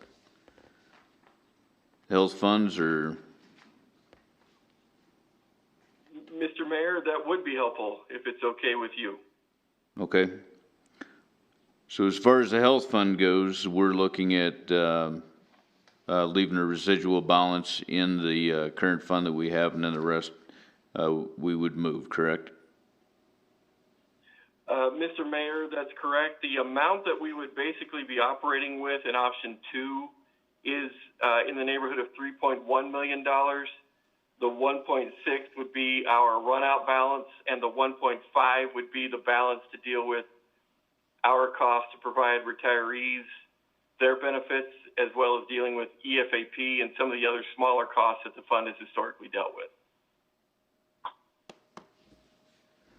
Okay, so when it comes to that, can I get a thumbs up or a thumbs down?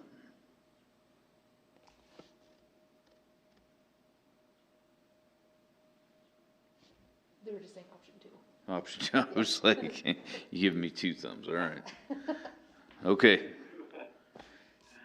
And then as far as the budget amendment goes, Mr. City Manager? Yes, sir, Mr. Mayor. The basic question for me is whether or not you're comfortable with regard to the context of our $4.4 million, $4.7 million expenditure authority being amended to fiscal year 20. Okay, so can I get a thumbs up or a thumbs down on that?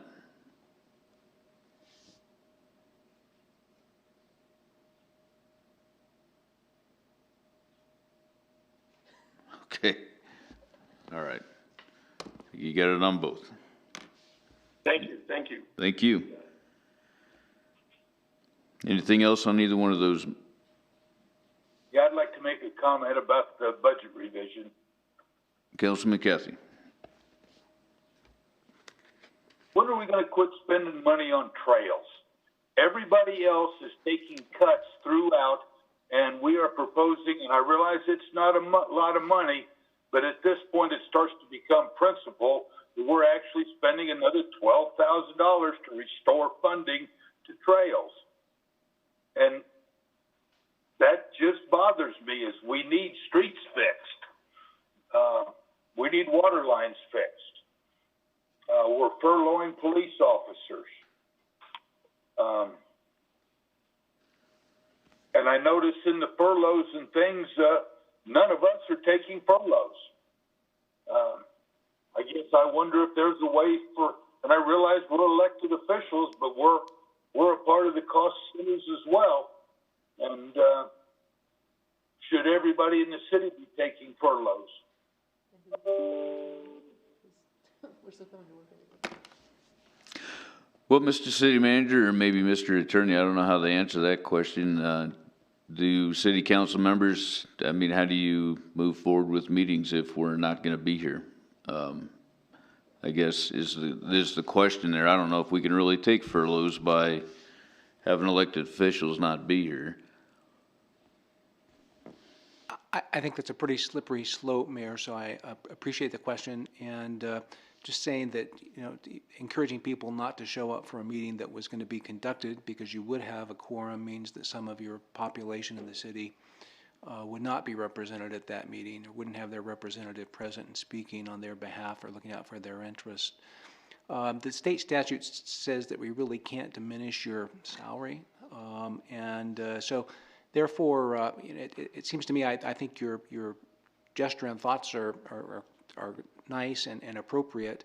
But I think as a practical matter, if you want to contribute to the city, you're doing a good job now, frankly, let's face it, that you guys don't make probably what you, even close to what you give to the city as far as remuneration. So, of course, if you want to make donations to the city or something like that after you've received your paycheck, that would be fine. But I think any type of forced recusal from a council meeting or a limit on the number of council members who can show up, even though it would be not the 9 of you that have been elected, would be inappropriate and probably illegal. So again, thank you for thinking of these things, but I think it's better just to kind of go ahead and do your good job for the city, and you can probably serve the city best like that. Thank you. Any other comments or questions from council before we move on? Okay, golf course update, Mr. City Manager. Thank you, Mr. Mayor, members of the council. A lot has been going on at the golf course over the last, 9 to 12 months, if you will. We have gone in a different direction as it relates to the management of the pro. We certainly have gone in a different direction as it relates to revenue opportunities at the golf course, and most recently, we have taken on a concessionaire that has abundant experience in doing a food business here in our community and in the Mountain West region, really. We wanted to be sure that you understood some of those nuances and implications for the budget of the golf course itself and the golf course fund. And so we wanted to be sure that we could have the opportunity to review some of those details with you tonight.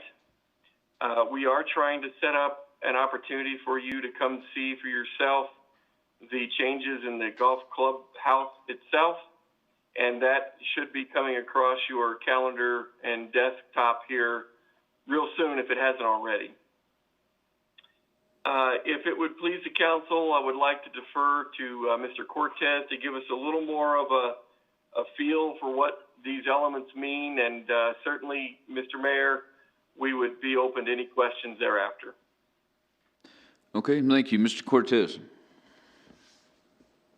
Mr. Mayor, members of council, the memo that I submitted for this meeting kind of encapsulates mostly everything I could talk about. I would say that probably one of the numbers that I reviewed just recently was with regard to the COVID closure. And so we didn't collect any revenue for, like, say, April, like we normally would in a normal season.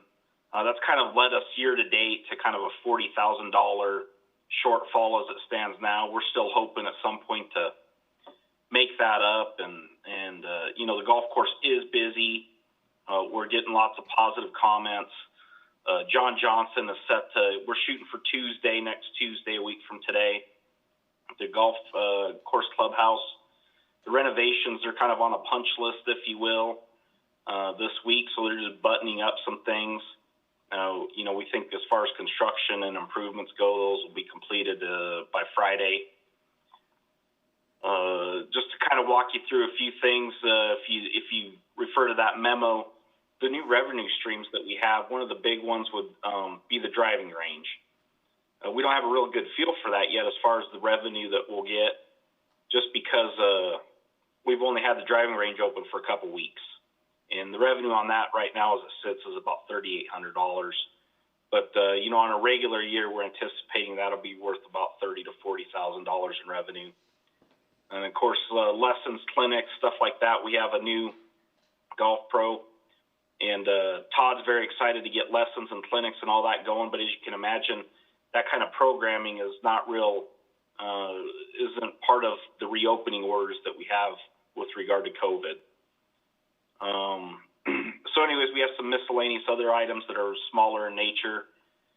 And I guess with that, I'd probably just take any questions that you all have. Councilman Powell.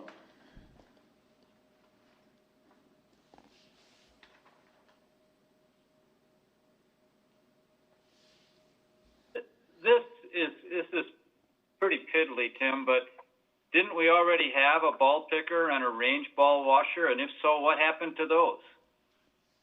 Yeah, those actually weren't owned by the city. They, like the cart, for instance, was owned by us, but the ball picker itself was owned by the last pro. So we had to buy a few of those items to make a go of it. And a follow-up, and then he was getting all of the profit off of the driving range because it was essentially his personal operation. Yeah, Councilman, Mr. Mayor, Councilman, that's correct. That's why we're kind of throwing a guesstimate out there of what we think that revenue will look like on a normal season. But you're correct, 100% of those proceeds. As a matter of fact, if you're looking at that memo, all the proceeds that you see there listed, those 5 bullet points, driving range, locker room rental, all that stuff, he got 100% of all those items. So we really don't know what any of those items are truly worth. And even this year is going to be a little bit of one of those ones where we have an asterisk after it because COVID kind of enters the picture and it kind of louses it up a little bit as well there.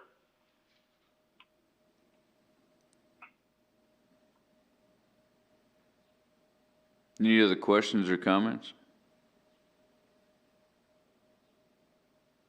If I may, Mr. Mayor, I'll just say as a comment that I'm very glad that We're glad that we didn't quite catch all of that comment, but I'm sorry, just to be clear, I think we did the right thing by moving in a different direction as far as the golf pro.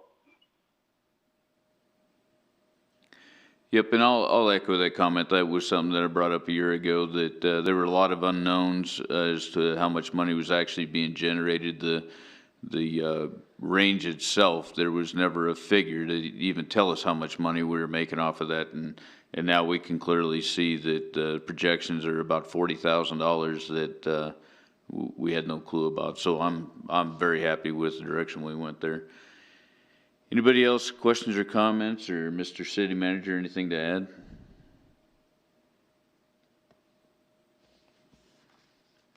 Mr. Mayor, I don't have anything else to add other than to thank you for your support. Sometimes it's really challenging to view operations very differently, and your ability to do that has given us some really nice opportunities, and I'm pretty excited about it. Vice Mayor Luz. Just really quick, Tim, did you say that restaurant will be doing opening next Tuesday? Mr. Mayor, Madam Vice Mayor, we're looking at a soft opening for next Tuesday, meaning if we could line up something for council and some other folks that really had a big part in the project. Mr. Johnson was kind of hoping that we could get you folks in there to kind of test out the service and the food, and it's kind of what we're shooting for. As far as the public goes, I think he's kind of aiming for something later in the week, like say Friday or Saturday. Perfect. Thank you. I mean, Tuesday's not good for us, but yeah. Yeah, right. Okay. If we don't have anything else on that, we'll move on to sole source purchase, Lynx Pump Station. Mr. City Manager. Thank you, Mr. Mayor. This is kind of part 2 of the golf course conversation. Not one of the happier elements, however, of that discussion. I'll warn you in advance.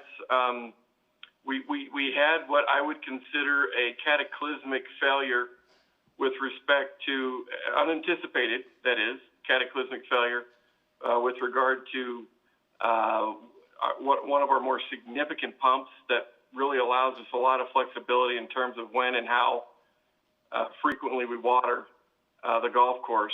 Our recommendation is that we will go ahead and amend FY21's capital budget by getting this pump dealt with.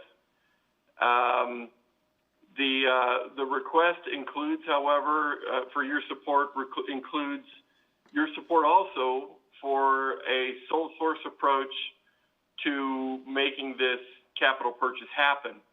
Now, the motivation behind the sole source purchase isn't to speed up the replacement process, although that is a benefit. It's not the sole motivation. The motivation behind the sole source request is simply because the type of equipment that we need, which generally is behind the reason for our sole source requests to all of you historically. If I can, Mr. Mayor, I'd like to bring Mr. Cortez into this conversation as well and have him walk us through some of that detail and why we think this is an important avenue for us to follow. Okay, Mr. Cortez. Mr. Mayor, members of council, the city manager framed it up pretty nicely. The way it sits right now, we can get all the watering done through a bypass valve with the one pump station that's currently working. So that's the good thing. We are getting water on the links. That's the good thing. The bad thing is we can't do it simultaneously now. So one has to go after the other. And so basically that pump has to run 16 plus hours per day to get the same amount of watering done. So it's hard on the pump that we have that's working. And then of course we have one that's not. And then in addition, the golfers that could be out there, say really early in the morning, could find themselves getting wet unexpectedly because a station that normally would, be dormant now all of a sudden needs to pop up and get some water on the grass to, basically irrigate the turf. The second reason, though, which I think is the main reason, is that we have a special network that we use for irrigation at the golf course, and it's a Toro product. It's proprietary. As a result of that, we need a pump station that is compatible with that. And after that, you kind of narrow yourself down to 2 or 3 possibilities for manufacturer. But then to further go, we're looking at a butterfly valve assembly that needs to be put into place to kind of regulate flow and prevent water hammer, which, for those of you that are familiar with water operations, is pretty detrimental to your system and piping. And so between those two items, there's really only one pump station that is adequate to get the job done. And that is the reason in front of you today for a sole source. With that, I would take any questions. Councilman Hopkins. Thank you, Mr. Mayor. I'm well familiar with a water hammer issue and not having adequate butterfly valves, but I still can't quite conceive of a $115,000 pump. And I realize that the pump station, so was the failure of the pump and the control system and the butterfly valve altogether? It just seems like a pump that can go 4,000 gallons a minute, only going to cost you about 10 grand. So there had to be something else going on here. Mr. Cortez. Mr. Mayor, Councilman Hopkins, you are dead on. This is one project we identified. The control station itself basically it's a computer with a readout. It's, all electronic in nature. We identified this as something that was going to need replacement for FY21. So that's why it made the top of our request for next fiscal year's budget. The unfortunate thing is we didn't get by with the 60 to 90 days that we were looking at. So it does, even though the control system at this point is somewhat functional, it was one of the reasons that it was identified to get replaced anyhow, because it's antiquated and it needs to be replaced. But the pump station itself is what has failed at this point. It doesn't make any sense for us to try to retrofit that old control station to a new pump, because the whole package, like you identified with regard to the valves, control station, pump, everything needs to be replaced. So it'll be a brand new skid with everything that is basically new and is compatible with that Toro support network. Well, thank you, Mr. Cortez. I appreciate the explanation, because I've seen what a few 100-foot of water hammerhead can do. They can destroy a lot. Thank you. Any other questions or comments from council? All right, Mr. City Manager, you need a thumbs up or a thumbs down as far as moving forward on this sole source purchase, correct? Thank you, sir. Okay. Looks like you're good. Appreciate it. Thank you. Thank you.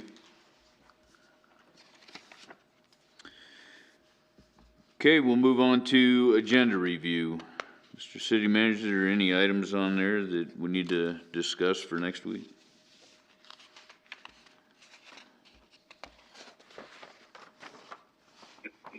Mr. Mayor, the biggest item kind of on our table here, if you will, is of course the adoption of the budget. You all have been very active and very engaged in helping us put this all together. I certainly hope that you feel comfortable that the budget is reflective of your will as it relates to next fiscal year, albeit we would all like to have a better financial outlook. That's for darn sure. But over and above that, that public hearing will be a part of your final step next week. And like I said, thank you for all your work, and I hope it's something that you believe is reflective of what you see happening next year. And that's all I have for that item. Okay. Anybody else have anything on the agenda review? Councilman Bates.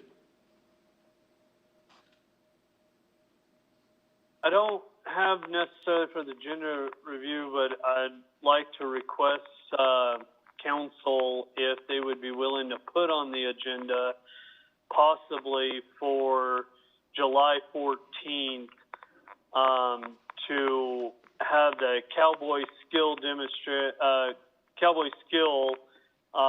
Miss Leslie and her group come in and do a demonstration for council and talk to us about the skill of the game and all that. So they reach out. Well, we kind of reach out to each other about that. So I'm just wondering if council would be willing to have them on the agenda for that date.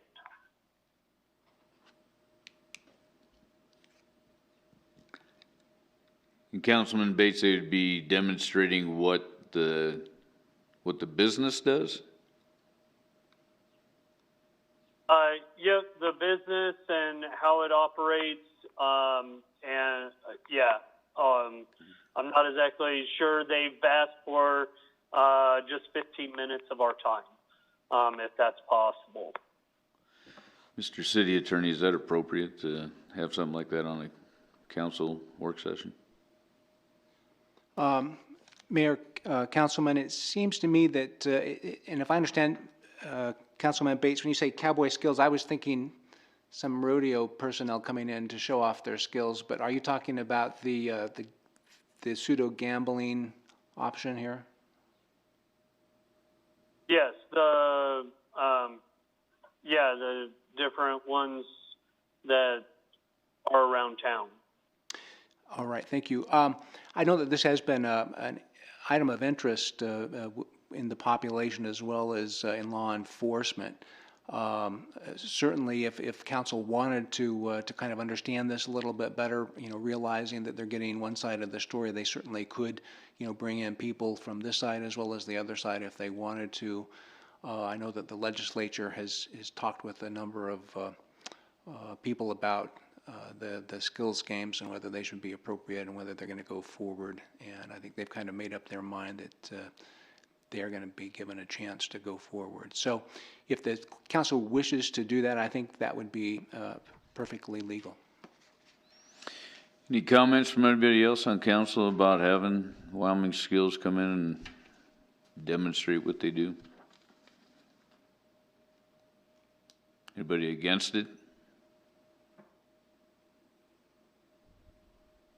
Okay. Well, I guess we could just add that on there for you. Which work session were you talking about, Councilman Bates? July what? July 14th.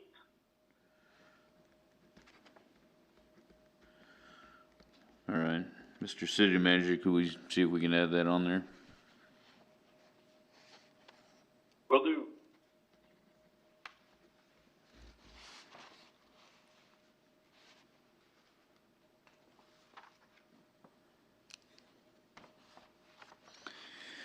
Then the only thing I want to make note of is June 23rd. We did sent a letter off to the county assessor. We've had enough complaints from people within the city that I basically invited him in to explain to us how he's arriving at a lot of the figures that he is and what that formula is on how they're coming up with assessed values on properties.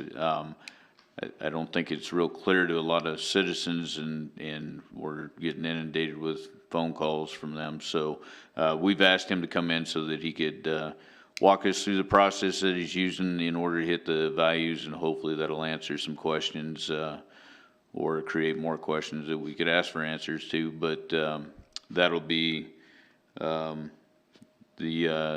next work session on 23rd of June. Anybody else with anything with agenda review? Okay, we'll move on to legislative review. Do we have anything under that, Mr. City Manager? Mr. Mayor, at this point in time, particularly given the cancellation of the summer convention, I really don't have anything to add. Normally, I'd be able to share with you the results of the resolution committee and their deliberations at the WAM level, but that was not afforded us this year. And so at this point in time, I really don't have anything to bring to your attention. Okay. Anybody else with anything under that topic? Okay, so we'll move on to council around the table. Councilman Johnson. Nothing? Nothing tonight. Okay. Councilman Hopkins? Thank you, Your Honor. I would just make one suggestion. We've been meeting, in this format for a number of weeks, and next week, when we have the folks in City Hall, maybe you guys can stand up and lead us in the Pledge of Allegiance, because we just haven't done that for a while. Thank you. Just add to that, Councilman Hopkins, we did just bring that up, that is something we've missed out of all of our council meetings here recently, and I think we all just realized that, so we will get that done. Councilman Bates. The only thing I have is, I don't know if people read it in the news or caught it, about Rialto Soda talking to downtown business, wanting to potentially still do a parade. I think he was talking about in August, but I could be wrong on the month. But he was talking about other businesses come together and doing that. So I'm kind of hoping that council will get behind him on that. He's been talking about doing it according to the state statutes, or not state statutes, but the health requirements and all that. But I just hope that city council will get behind him on that. Councilman Pacheco. Nothing tonight. Thank you. Thank you. Councilman Huber. Thank you, Mr. Mayor. Last Friday night, I attended the vigil thing that was downtown. My main purpose in going to that was to listen to what Chief McFeeters had to say about the various concerns that a lot of people are having and worrying about. I thought he did a really, really great job. His comments were just spot on point. And I really, really want to commend him for doing a great job with that. I also feel that, unfortunately, I have to say, and I'm not happy about this. I'm not happy to have to bring this up, but the crowd was very, very orderly. An absolutely, just citizens coming together, wanting to assemble and speak their minds and things in a most orderly, a most peaceful manner. And I really, really, truly want to compliment all of the people that came there for the demeanor of their behavior and all of that. There was, I have to say, and this is what I'm unhappy about, I think there was a smudge on this event, frankly. And that is the number of people who were down there parading around carrying rifles, pistols, all sorts of firearms, several of them in military-type garb, and they were there to, quote, protect everybody and protect the property. I will tell you the only thing that I felt I needed protecting from was them. I thought that that was wholly just, they've got the right to carry their guns around if they want to, but parading through that crowd was with their guns the way that they were, in my humble opinion, was just wrong, and I was offended by that. I just was deeply troubled by that, and I don't think I would be doing my duty as a public official if I didn't voice that in whatever forum I have access to. But I really, truly do want to commend Chief McPeters for his comments. He was just really spot on with what he had to say there. Thank you. Councilman Cathy.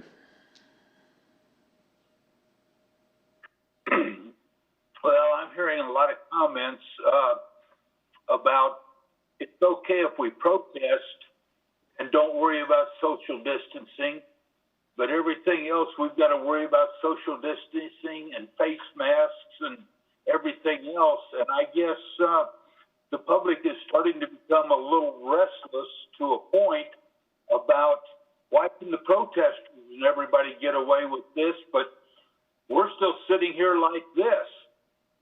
And anecdotally, then I think next Tuesday night at 5:30, we ought to have a protest in City Hall amongst the 10 of us. Doesn't seem to matter about social distancing then. Thank you, Mr. Mayor. Councilman Powell.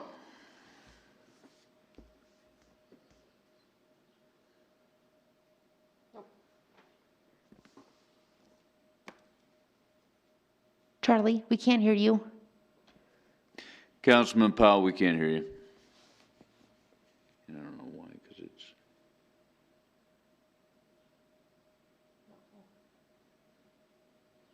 I will point out. There you go. 100% of the people I saw were masked, but sorry. Oh, I've got my mic. Now, can you hear me now? Okay. I don't know why it was on, but okay. I was also at the event Friday, and I also want to compliment Chief McPeters for first to stand up in front of a crowd, given all the criticism police departments received nationally. And it was very orderly, and I was proud of the community. On a similar line, we make our decisions independently, but we're not immune to these national movements. And it's a concern to me that there's this gradual push to quote unquote defund police departments. And we've seen municipalities move in that direction. I'm not in favor of that. But one of the things that is happening is people are making contrast between the amount of money being spent on police departments versus other social services agencies that are aimed at preventing people from moving down a criminal path. We do a lot more in that area than I believe we are given credit for. And as a preventive measure, I suggest that we start collect some data regarding those investments and expenditures that the city has undertaken over the years, both in terms of an operational investment, but also capital investments that have helped our nonprofits thrive and provide services to the citizens, and really try to prevent people from, again, going down a criminal pathway. And I know that our chief is big on community policing, very proud of the record that we have. But I do think it might be wise for us from a preventive standpoint to compile some of that information so that when people make these false comparisons and say you're spending all this money on police departments, but you're not doing anything to try to solve the root causes, to show that, yes, we are actually trying to do a lot for people in the community, particularly the less advantaged people, the disadvantaged populations. and support groups like the Boys and Girls Club and Joshua's Storehouse and the Mission and other agencies that are trying to provide services of value. So it might behoove us to, again, collect some of that information so these false contrasts aren't publicized and give fuel to this movement. Vice Mayor Lutz. So the one thing I will say is I find it, I don't know that convenience the right word, that people weren't all that concerned where 700 people gathered in a parking lot for a Saturday cruise, but all of a sudden we're worried about social distancing because there was a protest. So you can't pick and choose. You have to be upset about the cruise night if you're going to be upset about the protest. You can't be one way or the other. The other thing I would say is the rec center opened their summer camp, which is a really big deal. I'm pretty sure if you ask anyone who is in a 2-parent working household, this pandemic has been extremely stressful for individuals who are essential and still had to go to work, and there was no available daycare. And so it was a really big deal that the city got to open their summer camp, even if it was in a less capacity than they typically do. And then I will echo the comments about Chief McFeeters. I had shared out the letter that he had put out on social media, and my friends from cities far and wide were extremely impressed by our response as a city and by Chief McFeeters' response. So that was really good for us, I believe. All right, just a few things tonight. I'd start off by saying that last Wednesday, I think that very first protest we had was a good protest. There was just a second one that peeled off of that just kind of threw things for a loop. That day in particular, I took offense to the way that some of our officers were being treated. And I don't necessarily think that it may not have even been locals that were involved in that, but either way, our officers were not being treated properly. But I do have to say that I commend the ones that I saw videos on, because they handled it beautifully and did exactly what they're supposed to do, and were of the utmost professional people whatsoever. It's been last week was a busy week, pure and simple, and Friday night we had some concerns going into Friday night, and I have to absolutely again commend the job you did, Chief. You did an excellent job. You got the needed manpower, and maybe we had more than what we needed, but job well done on that. And to everybody that showed up at that vigil, I couldn't have asked for a better vigil to take place in the way that everybody conducted themselves, all the way down in Jimmy Simmons. At the very end, asking people to, leave the place the way they found it, and any trash they brought to pick up. So I just took great pride in that, and so I echo again what everybody's been saying, is that a job well done on that. These last few months have just been, it's one thing after another, and I don't want to jinx myself and have something else happen. And as somebody said, I think we skipped the murder hornets altogether, because they were there, but then we didn't hear about it because we jumped into the next thing. The thing about it is that the amount of time that everybody's been closed down and people haven't been making money and people are having a hard time coming up with money to pay bills, the city's the same way. People aren't out paying taxes and we're not having revenue come in. We get to a point that we too are just like a regular household, and we got bills to pay, and we don't have the money always to do that. And so we got to make cuts here and there. And unfortunately, some of those come down to things like the pools, and I'm glad we're looking at a way to open it up and not take all the fun out of summer for some of these kids. But with that said, I take great pride in the staff that we have, and I know that the decisions that are being made on where we're spending money at, whether it's a popular place to spend money or not, it's being put where it needs to be put. And so I'll question it if it really seems like it needs to be, but a majority of the time I have faith in our staff that the expenses they're bringing forward and saying that need to be paid, I'll go with it, because they're the ones that are the professionals that are doing it right now and taking care of those things. Two more things. Yesterday I did the proclamation for the Boys and Girls Club. They reopened their facility yesterday, and of course, being the last day of school, we're getting kids to go back and start their summer activities there. And to me, you know, I said it yesterday, it's a great step forward. I think we're headed right back in a good direction of getting back to some sort of normalcy, and I'm glad to see that they were able to open their doors and get kids back in there. And then the last thing that I want to just make mention of, whether people took the article wrong or not, or the press release that came out from the city, there was one put out about pools. And that was put out simply, it wasn't put out telling people that we have rules and laws and you better follow by them or else we're going to come after you. They were put out because of the fact that we don't have pools open right now. And a lot of people are buying pools. And with an open body of water like that, that if you have stairs that are left out or you don't have a barrier around them or something like that, there is a potential that it might not be your kid, but it could be the kid next door or kid down the street wandering along and gets curious and decides that they want to mess around by that pool, and next thing you know, we have a drowning. So I don't want anybody in the city to think that we're trying to, again, take summer away or take the fun away. We just want it to be a safe summer. And to keep those things in mind. In fact, there are things you need to put around those, or if you have stairs and things, they need to be taken away when you're not using them so that we can prevent the possibility of somebody, some child drowning. So that was the whole intent behind that. I know some people were upset thinking that the city was telling you what to do.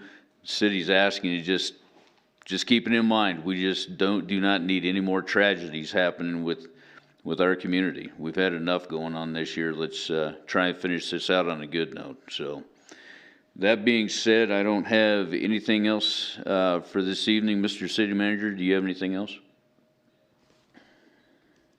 No, sir. Thank you, everybody. Appreciate your time tonight. Okay. Thank you, everybody. Done before 10 p.m. Nice, right. You started off